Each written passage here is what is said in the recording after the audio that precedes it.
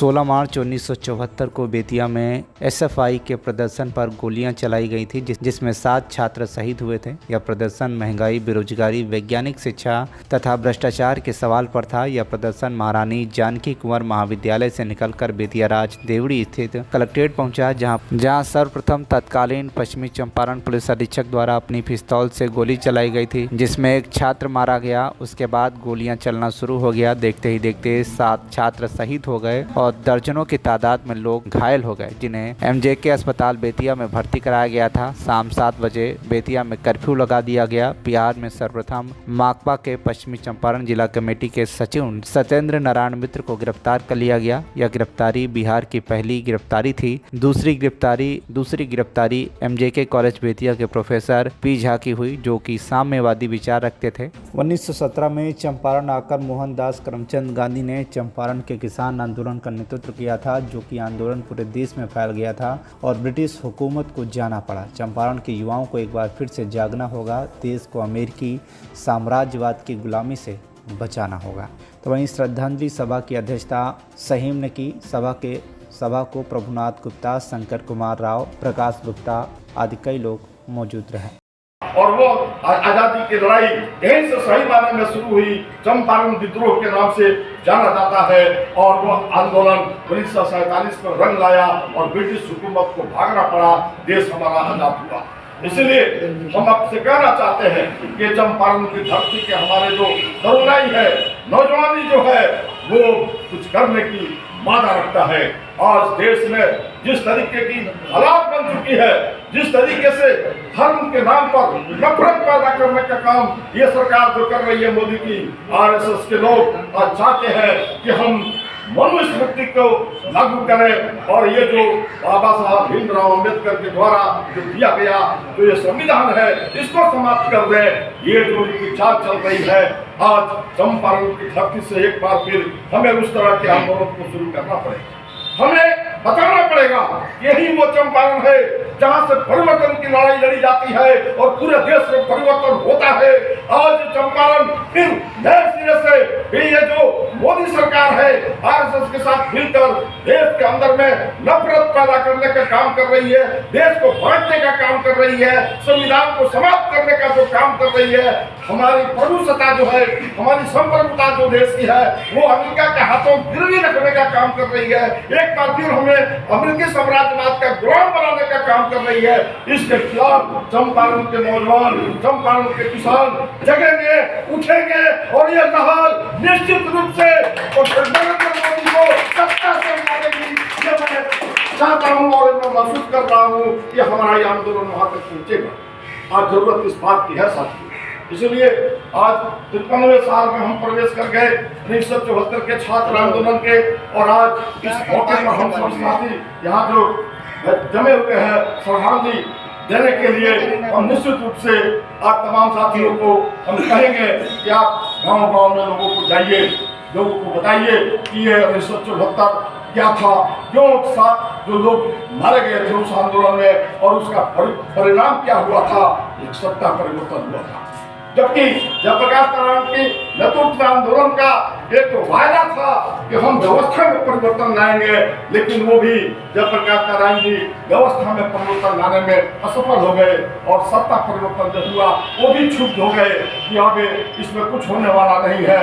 मोरारजी देसाई के नेतृत्व में सरकार बनी थी और ये यही जनसंघ के लोग, यही सोशलिस्ट पार्टी के लोग, ये सब मिलकर उस सरकार को चला रहे थे और उस सरकार ने कोई व्यवस्था परिवर्तन की बात नहीं की, कोई नया कोई परिवर्तन इस देश में लाने का काम उन्होंने नहीं किया और उसी घिसी पिटी पुरानी राहों पर इन लोगों ने चलने का काम किया था, जो जयप्रकाश नारायण को भी अच्छा नहीं लगा था और उन्होंने भी उससे अपने को दरकिनार करने का काम किया था।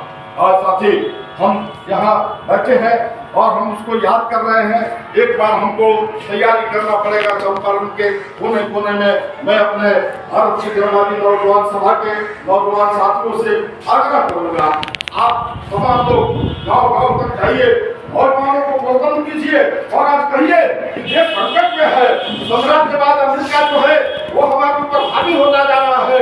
वहाँ का राष्ट्रपति ट्रम्प वो कह रहा है कि जो मैं कहता हूँ वही नरेंद्र मोदी मानता है, उसने अभी हमको उसका विदेश मंत्री ने कहा कि आप जाओ रूस से 1 महीना तक तेल लो, वो हमको इजाजत देता है तेल लेने के लिए, तब हमारा प्रधानमंत्री तेल की बात करता है। वो जितना गाली देता है ये सुनते रहते हैं, एक लफ्ज उसके खिलाफ नहीं बोलते हैं। इसलिए हमारा देश जो है एक बार फिर गुलामी की तरफ बढ़ रहा है और हम देश को गुलाम नहीं बनने देंगे। ये हमको आज शपथ लेना है और चंपारण से इस आंदोलन की शुरुआत करनी है कि हम अपनी संविधान की रक्षा करेंगे, अपनी तमाम जनतांत्रिक अधिकारों की रक्षा करेंगे, हम मौलिक अधिकारों की रक्षा करेंगे, हम अपनी संप्रभुता देश की जो है उसकी रक्षा करेंगे।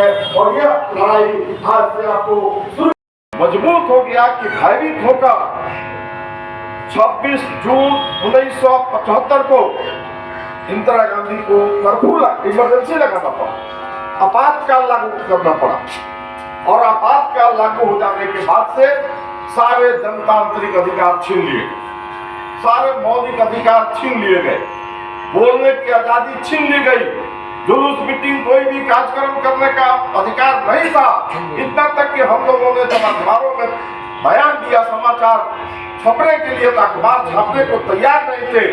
एक भी कोई भी सरकार के खिलाफ कुछ भी नजर नहीं आ रहा था, सब बैन कर दिए गए और कार्यकर्ताओं को जेलों में बंद कर दिया गया।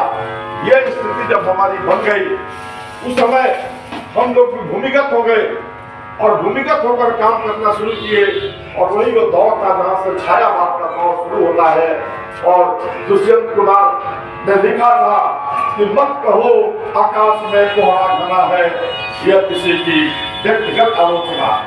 हमारे वरीय साथी उस समय आंदोलन में शामिल थे। इसी बेतिया की धरती, चंपारण की धरती के कांग्रेस विजयलाल तिवारी ने लिखा था कि जागरण जगने को कहते, जग के जग को जीत लो, और जागरण जलना भी होता, जल के जीना सीख लो। ये छायावाद का दौर शुरू हुआ कविताओं के माध्यम से लोगों तक अपनी आवाज को ले जाने का।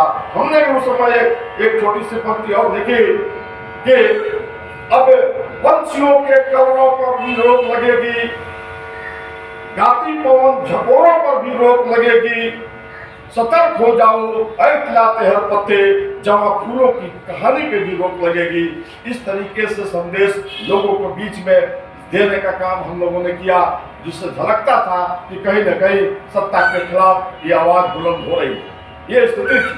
अंत में जब आंदोलन का तेवर जो है, प्रधानमंत्री श्रीमती इंदिरा गांधी को ये पता चला कि अब कम हो गया है, तो उन्होंने घोषणा कर दिया चुनाव का 1977 में। और 1977 में जब चुनाव हुआ तो देखा गया कि पूरे उत्तर भारत से एक भी सीट कांग्रेस को हासिल नहीं हुई। इतना तक कि श्रीमती इंदिरा गांधी जो बरेली से चुनाव लड़ रही थी वो खुद हार गई और उत्तर भारत में पूरा सफाया हो गया कांग्रेस का, एक भी सीट उसको नहीं मिला था।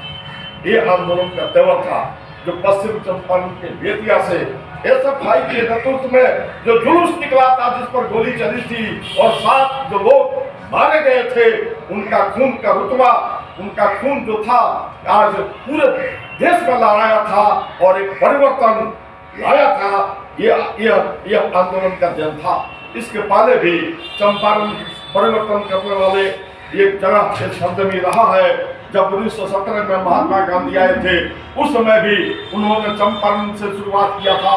बड़े पैमाने पे किसान उस समय भी गोलबंद हुए थे यहाँ, और किसानों ने हजारों हजार किसान सड़क पर उतर चुके थे ब्रिटिश हुकूमत के खिलाफ में, उनके दमन के खिलाफ में। और महात्मा गांधी जब आए, नेतृत्व किए, तो वो चंपारण का आंदोलन पूरे हिंदुस्तान में फैल गया था। और मोहनदास करमचंद गांधी जिनको कहा जाता था, चंपारण के लोगों ने उनको महात्मा जी कहना शुरू किया था, तब से वो महात्मा गांधी बन गए। बेतिया मझौलिया से मनीष कुमार की रिपोर्ट, TV1 इंडिया न्यूज।